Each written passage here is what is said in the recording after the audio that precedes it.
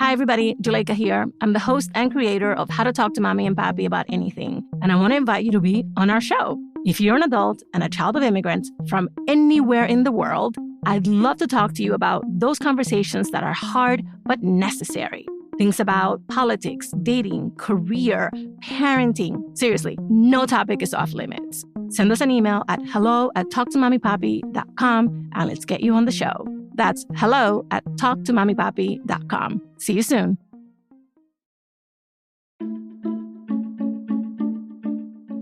Hi, everybody. For the next few episodes, we're bringing you another installment of our OG Check-ins, the occasional series where we speak to some of our OGs, original guests, about how things have been going since we first had them on the show. Today, I'm checking in with OG Vanessa. Vanessa's episode first aired on August 16th, 2021. Here's a clip. My mom, she doesn't want to admit it, but she compared me a lot with other family members to the point where she one time said, like, oh, you can't be the black sheep of the family. So you have to show everyone that you can do it, basically. She freaked out. I told her straight up, I didn't sugarcoat it. And I said, hey, I'm taking leave of absence. These are the reasons why. And she said, oh, Vanessa, but you already signed the paperwork, and why? And I said, because I want to enjoy my schooling. I want to enjoy the process of becoming a PA, and I was not enjoying it. Juleyka here. I've mentioned before that How to Talk to Mamí and Papí About Anything is supported by First Republic Bank.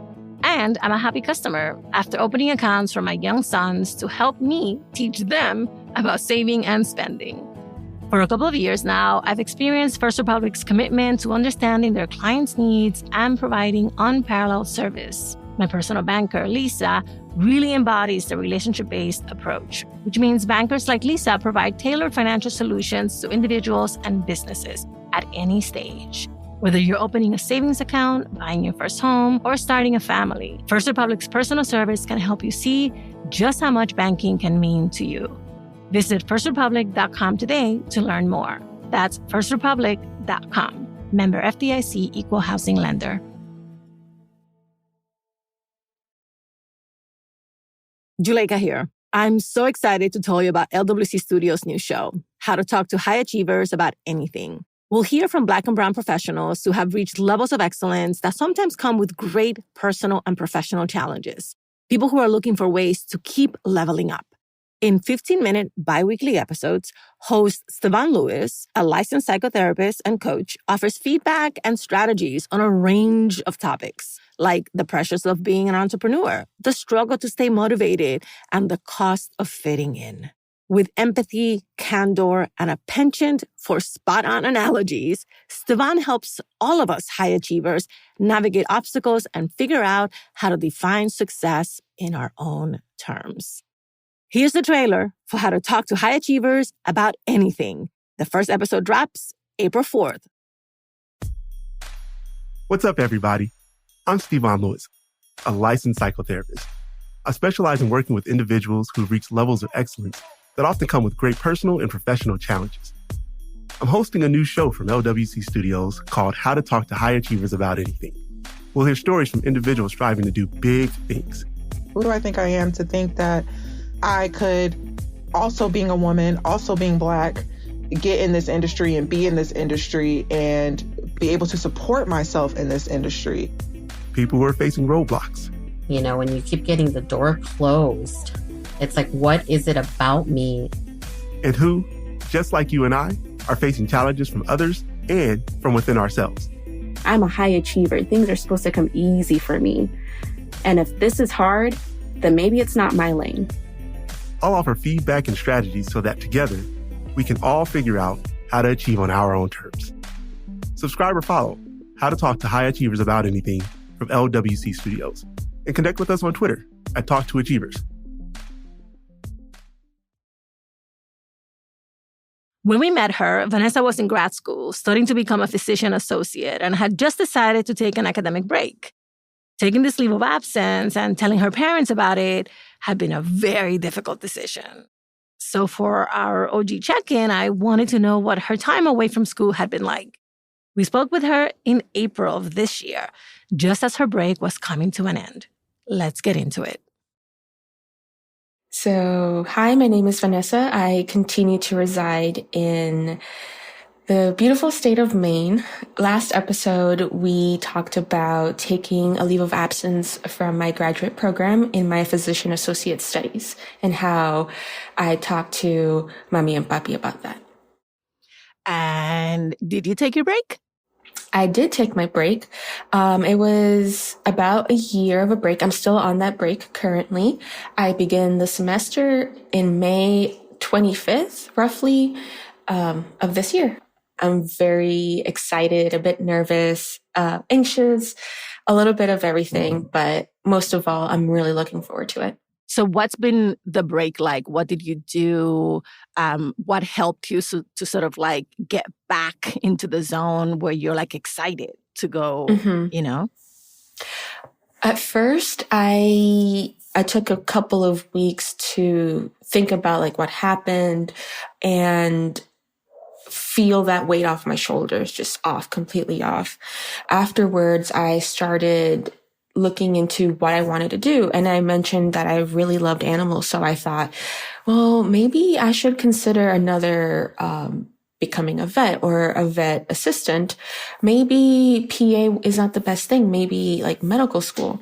So I just had a lot of questions that, were still unanswered. So I did a bit of research and it was super clear that physician associate continued to be the same path. I was still decided on that path. I was still on that path. Oh, that's great.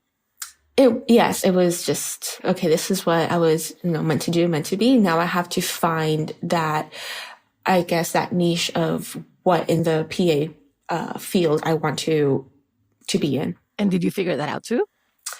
I did. So I also, during that break, I actually did quite a lot. I started working for a community clinic in the city of Portland, where I worked in infectious diseases. Most of our patients were either Hep A, B, or C and HIV positive. I learned a lot about the public health sector. And most of these patients were immigrants from Africa. So they did not speak English. Most of them spoke Lingala, French, or Kinyarwanda. I also learned a lot about, like, more in depth about the MD, MP, PA role, because that's who I worked with, those providers specifically. So medical doctor, nurse practitioner, and then physician associates. I asked a lot of questions like, why did you decide to become a doctor instead of a nurse practitioner or a physician associate? And vice versa. I also became a phlebotomist on the job, so I trained while on the job. Okay, so you didn't really take a break. Well, a break in self-discovery and learning and what I like and I don't like. And most of that help came from therapy. So I actually searched up a therapist and I went and we talked about that and we talked about these dreams that I kept having of, failing again and not, becoming a PA and all these things. And she helped me through that. She also helped me discover like what I like. And so she gave me the idea, like sign up for classes, do something, completely different. So I signed up for like spin classes and, I still continue to go to the gym and cooking a lot more. I didn't want to be, let's say, in my late 40s and not have any hobbies or not know who really I am because I gave my whole life to studying. Yeah. I've also learned and accepted and forgiven my parents in the way they raised me in such a protective way and at times so conservative, because most of that like anxiety and that self-doubt and like all the struggles I've faced throughout this whole year was probably rooted back to the way I was raised, just because my parents sheltered me so much and they didn't let me do a lot of things that most people my age, did when they were young. Let's talk a little bit about your parents, right? So they, at the beginning, they were skeptical, especially your mom, about you taking this break. And then she came around and sent you this text that said, hey, I support you. What was it like for them to watch you take this break and go through this amazing exploration?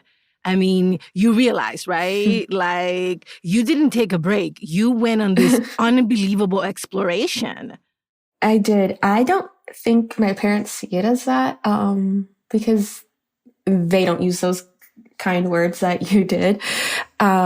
They keep and have kept asking, so what's next? How is the school? How is, like, what are you doing to prepare yourself? And so I had to, it's kind of like an update, like, okay, are you just sitting around watching TV or are you actually doing something? And so, I would tell them like what I told you, and then they'll be like, okay, great. So when are you going to start studying? In September, I actually wanted to go home and just like reconnect and, touch base again, because living in Maine is a completely different experience. And I was like, you know what, like, let's start from the beginning. Let's go back home. And so I told my parents, and they weren't happy about that idea. They didn't see it as our daughter, did this decision that she's never done before, and it's, hurting her. And she wants to come home to us because she sees us as, her mentors, but also like her protectors in a way. They saw it as like running away from my problems and being a little bit of like a coward and leaving, my partner behind. And I was just like, it's only for a week. Like, I'm only going there for a week, guys. And they were like super unsupportive. And they actually called my partner to make sure that it was okay with him for me to go with them for a week. Yeah, that kind of opened my eyes more. And I was like, wow, like now I don't share everything with them as I did before because of that. So I've learned to draw another boundary. Okay, so I'm just going to be your anger translator for a minute. That is completely outrageous. And so fundamentally disrespectful and undermining. Because they called me and they were like, you know what, we thought about it and yeah, you should come over. And I was like, so it took you 3 days, but sure. Okay. So, I was really happy. And they were like, yeah, we just didn't think the situation through. We didn't think of your feelings. We didn't think of like, what have you must be feeling in this moment. And then, my husband came home and he was like, oh yeah, your parents just called me and they wanted to verify. And I'm like, oh, so that's why they agreed to it. Like, now I get it. Yeah. And, did you go home? I did. I went home for about a week and, I kind of went home with that resentment. But at the end, I was like, like I kind of got what I wanted, but at the same time, it was just not the mindset I wanted to go home with. Okay, so what, not to be trite about it, but what's the lesson here for you? I think boundaries, most importantly, not telling my parents everything that's going on and learning that I'm 24 and I don't need my parents' permission for every little thing. I don't live with them anymore. Hand up. Everybody say amen.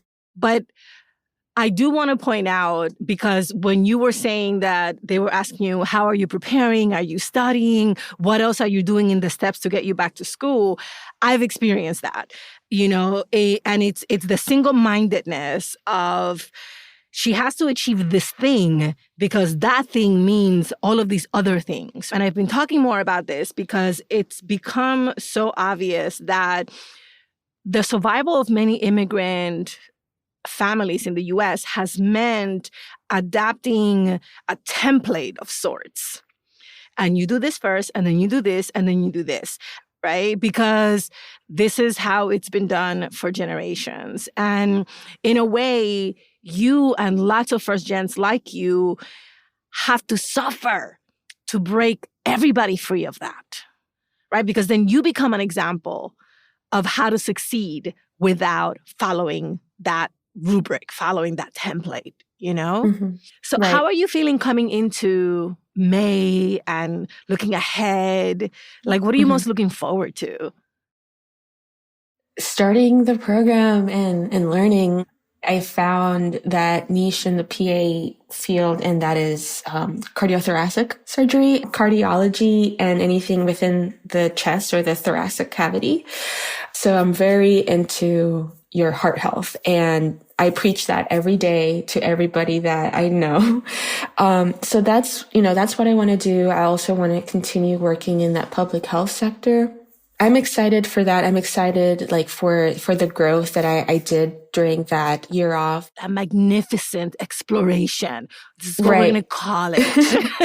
It is, because I took the time to grow in the professional way of getting this job, and then the personal growth, and also school. So I also took classes in community college to keep that mind working.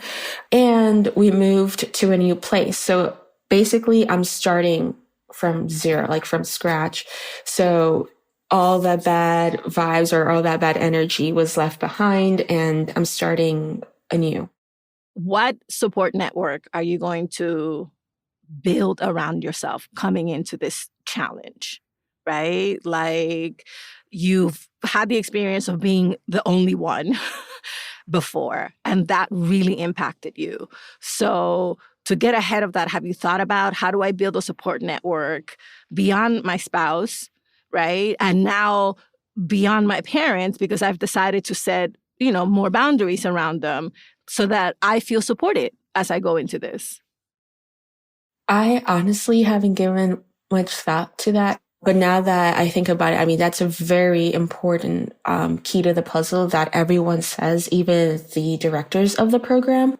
I need, like you said, I need to find other people.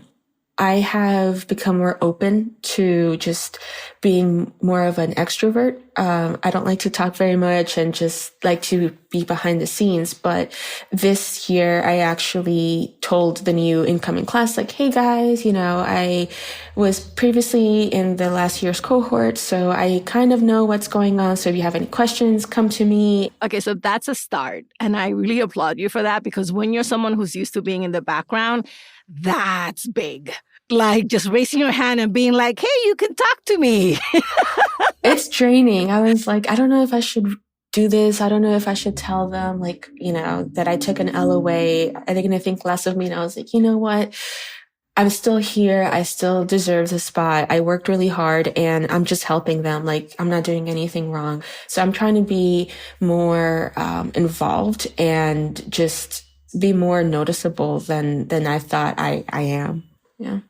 All right. So I'm going to encourage you as a big sister to really try to do something more concrete. Maybe form a 2 or 3 person study group, right? And you meet regularly. Maybe schedule just a group to check in every couple of weeks, and people can just come in if they're available so that you guys can just talk through stuff. To me, and I'm way older than you, putting things in my calendar really commits me to doing them. Because once you get started with academics, time flies because you just lose hundreds of hours face down in a book. And so if you don't sort of plan ahead for these interactions, they might not happen for months, if at all. Yes. No, you're completely right. I kind of did the first time I did it kind of solo. And I don't know if because at that moment, I was just so disconnected and didn't want to be there that I didn't have the energy to put in. So I'm hoping that this time around, I feel that energy, I feel that passion again. And so this time around, I want to do things differently.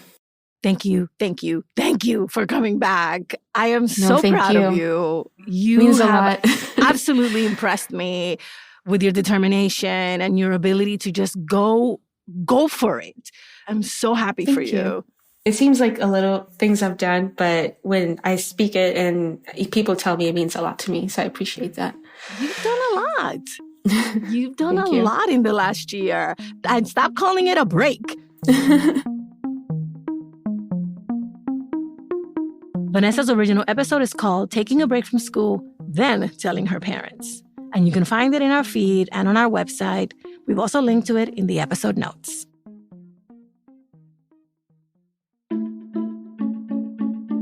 Thank you for listening and for sharing us. How to Talk to Mamí and Papí About Anything is an original production of LWC Studios. Virginia Lora is the show's producer. Kojin Tashiro is our mixer. Manuela Bedoya is our marketing lead. I'm the creator, Juleyka Lantigua. On Twitter and Instagram, we're at Talk to Mamí Papí. Bye, everybody. Same place next week.